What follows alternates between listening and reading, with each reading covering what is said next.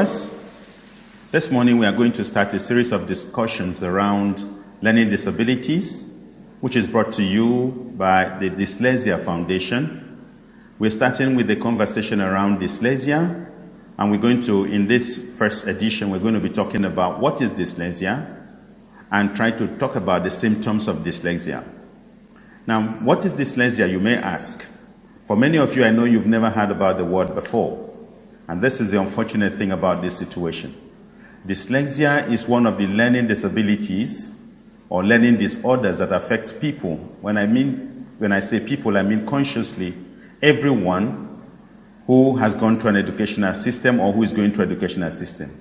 So dyslexia is a learning disability that is of neurological origin. It is a brain disorder. It's a disorder that you have originating from your brain. In other words, it is the way your brain is structured, it is the way your brain functions that makes us specialists to know that you have dyslexia. When you have dyslexia, there are certain things you are not able to do, especially in the educational system. You are not able to read, to write, to comprehend, or to spell. One of the key signs that dyslexia shows up is when people are in school or even in the workplace, they will have difficulty with comprehension. They can't read and understand. They read, but they don't understand what they have read.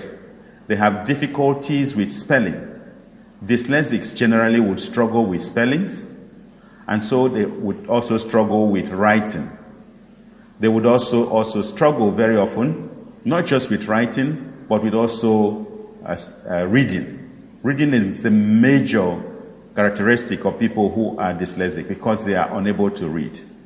And this difficulty is not because someone has bewitched you, or bewitched the child, or bewitched the person.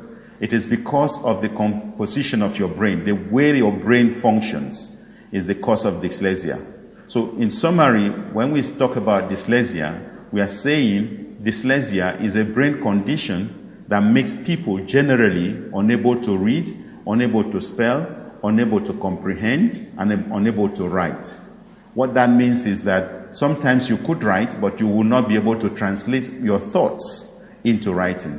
Dyslexics generally have a difficulty thinking about something and translating it into thought in writing because they have difficulties with writing as a general characteristic. Therefore, dyslexia is one of the disorders that make people, especially when they are growing up, children unable to read, unable to write, unable to spell. Now, this is one of the things that parents see all the time, and then they wonder about what is really happening to my child. It is because these children have dyslexia. So when you begin to see the signs I've mentioned, begin to look for help for this child, begin to look for help for the person, because help is available through the Dyslexia Foundation. Now, what are the other symptoms that we see?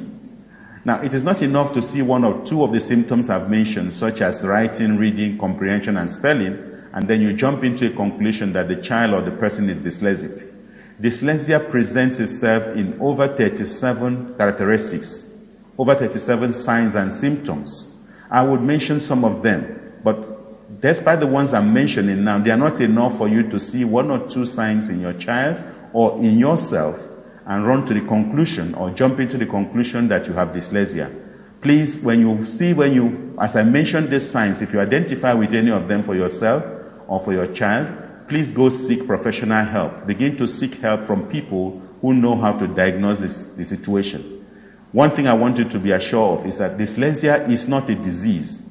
It is not a sickness. It is a learning disability or learning disorder. And because it is not a disease, it does not have a cure. You can't say, just like you will treat and cure malaria, you can't say, I'm going to treat and cure dyslexia. No, you can't cure it. It doesn't have a cure, but you can learn skills and adaptation methods to enable you grow and live with your dyslexia. So dyslexia is not a disease. Stop beating your child for inability to read. Stop condemning yourself for being unable to read.